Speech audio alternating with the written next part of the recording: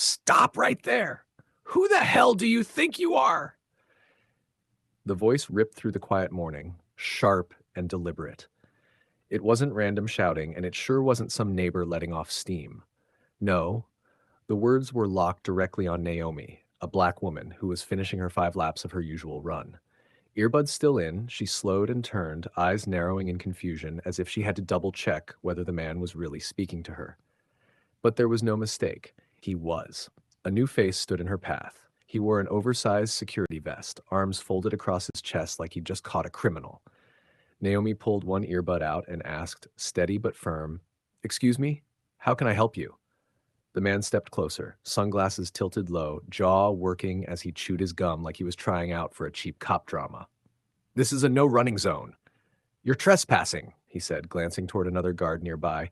That second guard stood stiff as a post, nodding mechanically like one of those bobbleheads you see on dashboards. Naomi has been jogging this same route for 3 years.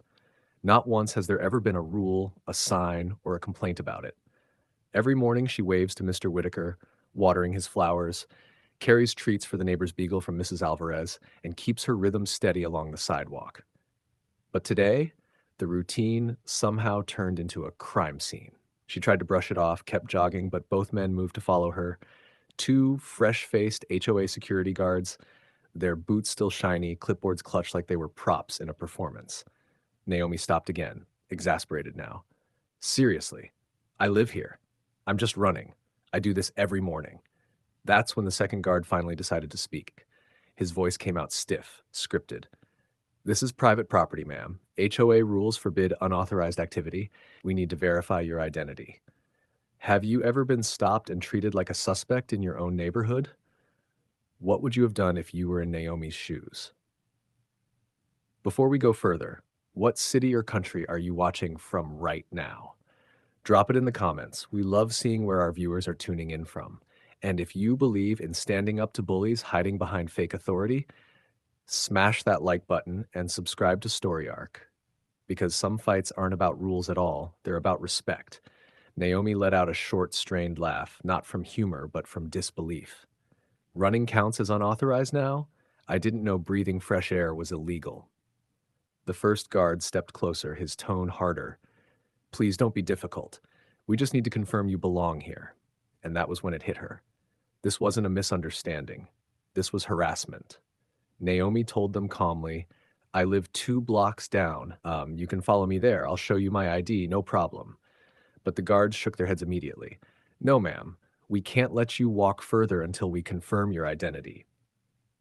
Think about that logic for a second. They wouldn't let Naomi walk home to get proof she lived there because she hadn't already proven she lived there. It was nonsense, pure and simple. By now, the 2 of them had boxed Naomi in like she was a suspect instead of a resident. Clipboards at their sides like radios at their shoulders, smug looks pasted on their faces. But what they didn't realize was that Naomi wasn't just another jogger they could bully. She wasn't average at all. Naomi was CIA, active, not retired. Of course, she had no intention of flashing that badge unless it was absolutely necessary. But anyone with common sense should have backed off after she'd offered such a peaceful solution. Naomi tried again, steady but sharp. "Look, I'm just heading home. Come with me. I'll show you whatever you want." Instead of listening, they stepped closer. The first one pressed the button on his cheap walkie-talkie, speaking like he was in the middle of an action movie. "We've got a non-compliant black female suspect." Stretching the black like that was the main point. "Request backup." Backup? For what? This wasn't a movie. It was the street Naomi had jogged every morning for years. But they were talking like it was Call of Duty HOA edition. It was obvious these guys were green, probably ex-mall cops or military rejects, desperate to flex a badge that didn't mean anything. And above them, pulling the strings, was their boss, Deborah Klein, the neighborhood's infamous HOA president. Deborah, with her iron grip on every silly rule, her sharp tongue, and her obsession with power. She was the type who'd file a complaint about squirrels for making too much noise. Deborah hated Naomi for something as petty as the color of her sports bra being too bright during her runs. This wasn't random. Deborah had sent these guards to start a scene. But Deborah didn't have a clue what was about to happen. Naomi gave them one last warning. If you don't follow me peacefully, you're going to have a problem. They laughed. One of them even said, "What are you going to do? Outrun us?" Naomi smiled faintly. Something like that. The air was thick now, tension pressing down on the sidewalk. If those guards had any sense at all, they would have walked away right then. But no, ego weighed heavier than reason. Naomi shook her head. "I'm done with this nonsense. I'm heading home." She stepped back, turned slightly, and began to walk away. That should have been the end of it. But one of the guards, Grant Doyle, the stocky white guy with a buzz cut and a neon vest, lunged at Naomi and tried to grab her arm. Big mistake. Before his fingers could even close, Naomi pivoted, fast and precise. Her palm slammed into his chest with the kind of force that ripped the air. He hit the ground flat on his back like a sack of concrete. The clipboard he'd been clutching went flying, skidding across the pavement. The second guard, Terrence Cole, a bald black man, shouted, "Ma'am, don't make this worse for yourself," and rushed forward. Naomi didn't even flinch. He swung to seize her arms, but she snatched his wrist midair, twisted it hard, and used his own momentum to flip him face first into the grass. His body hit with a dull thud, groaning as he stayed down. The third guard, Evan Mills, skinny, nervous, and clearly fresh out of some low-rent security course, had been hanging back. But seeing his coworkers on the ground, he decided to act bold. "You're in big trouble," he yelled, yanking his radio up like it was a weapon. Naomi didn't hurry. She walked toward him calmly, ponytail bouncing slightly with each step. He reached out for her shoulder, but he regretted it instantly. Naomi ducked under his arm, swept her leg clean, and sent him tumbling onto the sidewalk. He rolled across the concrete, clutching at his ribs and whimpering. Across the street, a neighbor gasped loud enough for everyone to hear. Then came the inevitable. The phone raised, recording everything. Naomi straightened her stance, adjusted her ponytail, and muttered under her breath, "I warned them." And there it was. 3 men on the ground, groaning, their pride shattered. Not one of them able to explain what had just happened. A few neighbors peeked out from porches now, frozen, unsure of whether to intervene or just keep watching. But no one could look away. Nobody expected the black woman jogging through the neighborhood to suddenly reveal CIA-level skill. Yet Naomi had just made sure the whole street would never forget.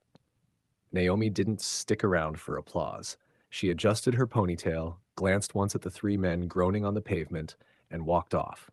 Her stride was steady, calm, as if she'd just finished another lap and nothing more.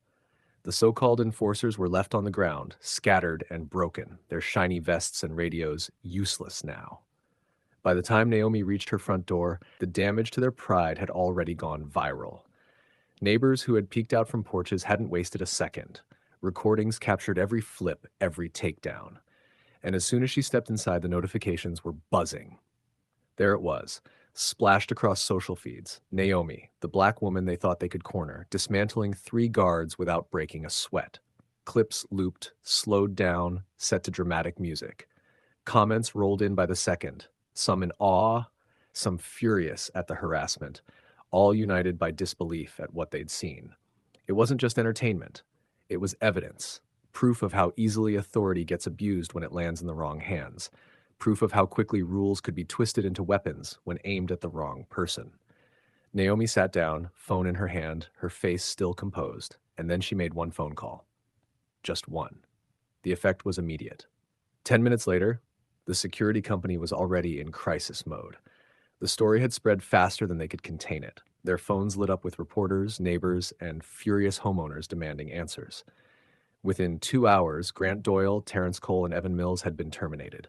Stripped of their badges, their vests, their fake authority, gone. Deborah Klein, the self-styled queen of the HOA, tried to spin it, shouting about unprovoked violence and disrespect.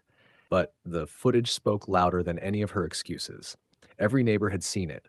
What Deborah had orchestrated to embarrass Naomi had turned into her own downfall. From that day forward, the block felt different. Neighbors who once looked away now looked out for each other. Nobody dared to pull racist stunts under the banner of rules again. And Naomi, she didn't ask for fame, but she became the warning, the symbol, the one who showed that fake cops and power-hungry presidents could be taken down with calm strength and one decisive call. The HOA's reign of intimidation ended that day, and Naomi made sure it stayed that way. If you believe standing up to fake authority is always worth it, smash that like button and subscribe to Story Arc for more stories that put bullies in their place.